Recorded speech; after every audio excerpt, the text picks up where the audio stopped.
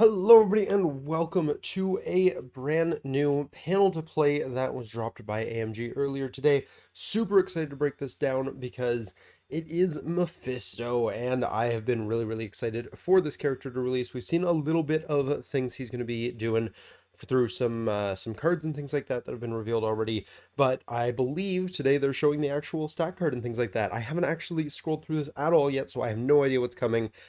Yeah, let's go ahead and get right into things. And first of all, insult to injury, man, giving us that shot with Peter there standing against him, but also, man, that makes him look super menacing. Love what they did with the model there. That's awesome. So, yeah, there's a blurb here. I'm not seeing any affiliation names or anything like that called out here, but here we have his actual card, and yo, okay, he is only a 5 threat, not what I was expecting. I think a lot of us were expecting at least 6 plus. So that's out the gate, something that probably is throwing a lot of us off here. But yeah, let's just go ahead and break into this. So he is a 3/4/4. He's coming in with 7 stamina, 5 threat, size 3, so not quite as big as a lot of the other large lads as well, and a medium mover. I believe he's still on a large base, so that is going to be relatively fast. His first attack here, his basic gainer attack, it looks like, is a range 3 6 dice energy attack. After the attack is resolved, he's going to gain 1 power, so he's going to be gaining a little bit slower than your typical builder, but it's range 3 6 dice energy, so that's pretty solid. And it's got a wild incinerate, so yeah, great condition to be throwing out there as well. All right, solid gainer attack. He has another 0 cost here. This is a range 2 6 dice mystic attack, Infernal Bargain. After this attack is resolved, if damage was dealt, this character gains a Devil's Deal token, right? Because that's going to be kind of his whole gimmick. If this attack would deal 1 or more damage, it deals 1 damage instead. So that's going to be something worth acknowledging there, is it does cap on 1 damage here, but still, yeah, just a consistent way to get these tokens, which I assume he's going to be able to use to do a lot of cool things. Next, he has Termination Clause. All right, I'm here for that. This is a 5 cost beam for 6 dice energy attack, and this is going to be his only spender here. So for each Devil's Deal token this character has, add 1 die to its attack rolls for this attack. So I don't know how many he's allowed to have. Oh, looks like a maximum of 3 here, reading ahead. So this can go up to a 9 dice beam. That is definitely solid. And it has an automatic incinerate after the attack is resolved, it looks like here. So yeah, it makes a lot of sense. Hand out lots of incinerates. And yeah, that seems reasonably solid. Again, I got to keep tempering myself. I keep thinking he's supposed to be a 6 threat, and I'm like, oh, that feels a little light for a 6. No, but he's a 5. That's actually really solid. Next, he's got Devil's Due here. This is an active superpower. It's going to cost you 1. It says choose an enemy character within range 3 of this character. Spend 1 Devil's Deal token. If you do, roll 5 dice. For each wild roll, the target character loses 1 power, and this character gains 1 power. Then, for each hit rolled, the target character suffers 1 damage. A character may be affected by the superpower only once per round. So, okay, I got to break this down a little bit more. So this is costing you 1. You're spending a token, and it's basically you're sap powering on wilds, and hits are dealing damage. That's pretty solid. 5 dice, yeah, you've got a good chance to do, at least 1 or 2 damage, and um, okay odds on getting a wild or 2 in there as well. Yeah, that's pretty solid. A character can only be affected once per round, but it only costs you 1, so you could hit multiple characters if you have the Devil's Deal tokens for this.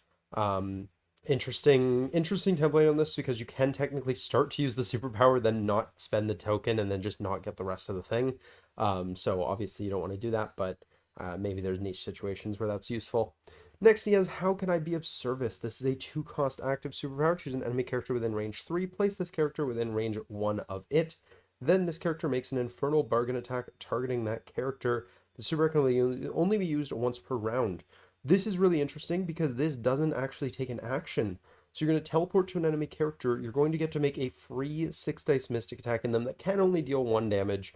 However, it's going to give you that Devil's Deal token, and it doesn't take an action. So that's great. That's, once you've already got within range 3 of things, that's kind of like a charge that's actionless, but the attack doesn't do much damage. It just helps you with your other things. That's really cool. I actually really like that. That's a super neat kind of take on that type of ability. So yeah, really down for that.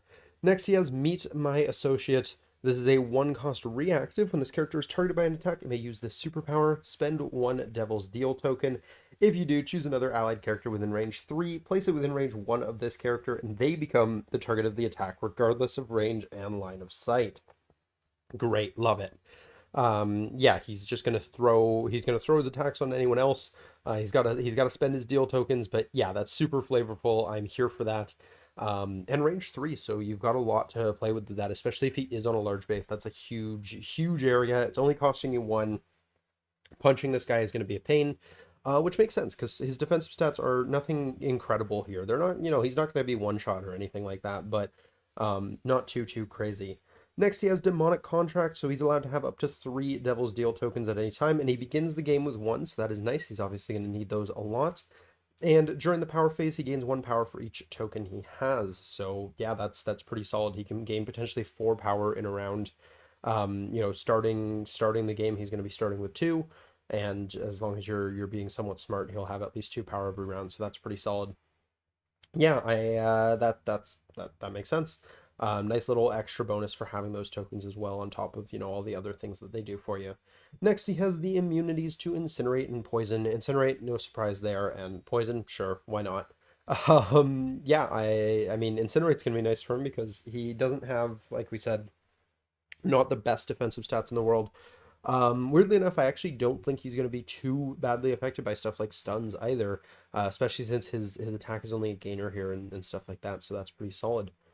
Let's take a look at the flip side here. Does he change at all? First of all, the art is freaking sick. But it looks to me like everything else is the same. I could be missing something here. Definitely let me know if I am. But yeah, this attack is the same, so nothing's really changing here. I think he's the exact same on the flip side, so that is what it is. But yeah, so that is Mephisto's card. Definitely wasn't expecting the 5 threat.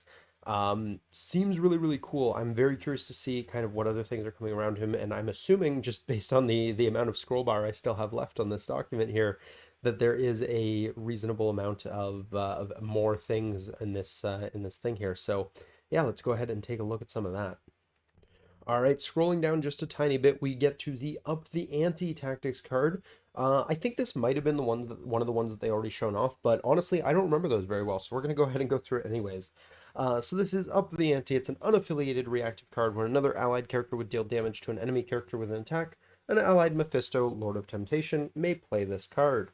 The enemy's controlling player chooses one of the following effects. The attack does not deal damage, and the enemy character loses that much power instead.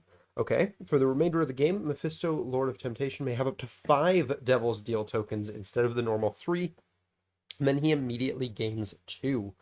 Okay, really solid. If they obviously you're giving the opponent the choice here, so if they don't want to take that damage, this is an option for them, but it's going to make Mephisto stronger for the rest of the game. And then after the attack is resolved, Mephisto, Lord of Temptation, may remove an activated. Right, I do remember this one.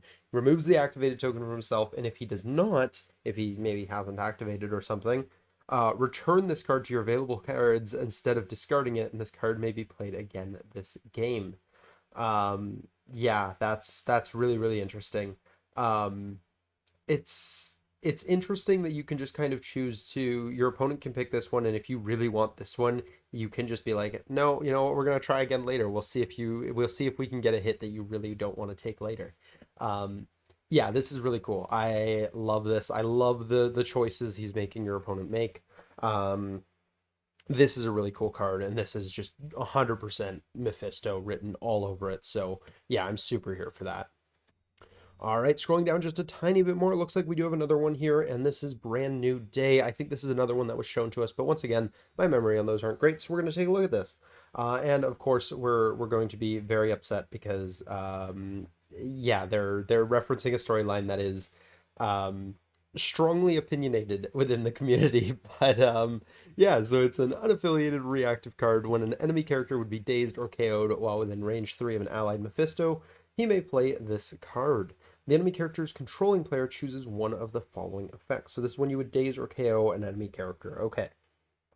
And they get to pick either the enemy character is not dazed or KO'd and removes 1 damage. Cool. They get to keep their dude alive, all special conditions, and up to 1 activated token from itself. So they even get to go again. However, Mephisto is going to gain 2 tokens and remove an activated token from any allied character. So one of my guys is going to get to go again as well. And Mephisto is getting some deals. Great for him. Or he's removing all damage and special conditions from himself and gaining 3 power. Interesting. I'm not 100% sure how I feel about this one because personally, I think attacking Mephisto is going to be relatively hard to do in the first place. And I don't know if he's always going to be the most valuable target on your team. So I don't know if I feel like this side is a big enough upside. And I feel like my opponent's probably going to pick this one most of the time. But that's just from my initial review here. So maybe I'm wrong. Maybe this is actually going to be crazy valuable being able to do this for him. So yeah, it's an interesting one. You can definitely play with it, let Mephisto take some hits and then start bodyguarding them off so they can't get that last damage on him, and now be like, hey, what if he was back at full health again? Um, Definitely a good way to be really rude with him, but I'm not sure if that's quite worth the trade-off for this one. So it's interesting. Of course, again, it comes down to how much they don't want their character to be dazed or KO'd, and that's obviously going to be a big deal as well. So yeah, still making your opponent make interesting choices. I still really like the flavor of the card. We'll see how much I actually am tempted to play this one, but the other one I really really like so far. So yeah, that's pretty solid. All right, so scrolling down, we got another nice look at the model here, but then we also have another card, Embrace the Inferno. This is an unaffiliated reactive card that's played during the power phase, and allied Mephisto spends 4 power to play this card, so a little bit on the pricier side. All other characters within 3 of Mephisto gain the Incinerate special condition. This round, when an allied character with the Incinerate special condition is attacking, note that doesn't specify enemies, it may reroll all of its attack dice. If it does and the attack deals damage, it removes the Incinerate special condition after the attack is resolved. This is really cool. Again, playing into that kind of making those bargains and hoping they pay off for you. You're putting Incinerate on all your guys. Your guys are going to be squishier for a little bit, but once you activate with them, they're going to be doing a lot more damage. Turns out full rerolls are really, really good. I don't think I need to sugarcoat that at all. That's really, really strong. So yeah, this card is going to be really powerful in the right situation. And of course, you're lighting your opponent's team on fire as well. They're not getting the full reroll benefit, of course, so that's great for you as well. So yeah, now suddenly your opponent's entire team is on fire. Your team has full rerolls. This is great. Weirdly enough, you don't want to be running models with like incinerate immunities to this and stuff like that, because then you don't get the benefit. So it's kind of a cool, again, you have to play that trade-off, and that's a really cool kind of thing that they seem to have designed a lot of Mephisto around is trading off one good thing for another good thing, and hoping hoping you get the benefit out of it. And I think that's really really cool, and in this case I definitely think it's worth it in most cases. So yeah, that's awesome. Alrighty, and that is pretty much the end of the article here, but really importantly, there is a couple of things mentioned here. First of all, it does mention that the leaders of Cabal and Criminal Syndicate are perfectly willing to strike a deal to get Mephisto on their side, and he's affiliated with both. So, outright stating he's affiliated Cabal and Crimson, really, really cool. They talk about some of his synergy with Shadowland Daredevil there, and how with those multiple attacks per turn you're going to get a little bit extra out of those rerolls, so that's really cool. Yeah, I'm here for that. Also, yeah, all according to plan they mentioned, because he's got really good power generation. 100% here for that too. Looking up a little bit more too, it looks like they're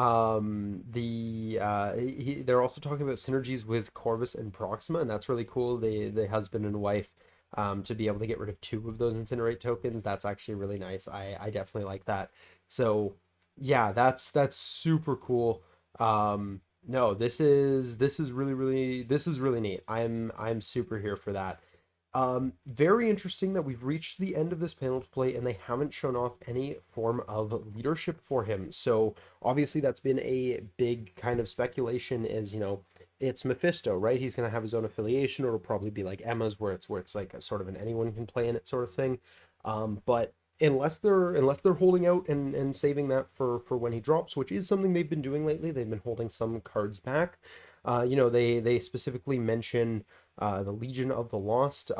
So and they put the capitalizations on it and everything like that. So maybe that is a hint that we are going to be getting something like that down the road. But at the moment, they haven't shown off any form of leadership for him. So yeah, maybe he's just a Cabal Crimson, which would be really really interesting. Or maybe even he has a leadership and it's like a Crimson leadership or something like that. Could be kind of neat, but yeah, definitely an interesting one here. Most of the cards here I think we'd already seen because I think we might have seen this one as well. So the only thing really new in this is his character card, and of course the confirmation of a couple of affiliations for him, but still really really exciting. He looks like he's going to be a lot of fun. I'm having a hard time gauging a power on him and just kind of figuring out how strong he's actually going to be. I think he's going to be one of those models where you need to both play him and play against him to get a proper idea of how strong he is. He's putting a lot of options to your opponent, so I think sometimes playing him might not actually be enough to get a gauge on how annoying he is to play against, and I think you're going to have to play against this model to really feel his power. But that's something that we'll obviously be able to test out once he's actually been released, and maybe we'll try and get a test game or two in with him before then as well, because yeah, he is super cool and I'm very very excited for this. And with the confirmation of a couple of his affiliations already, it gives a little bit of places to try and play test and see how he goes.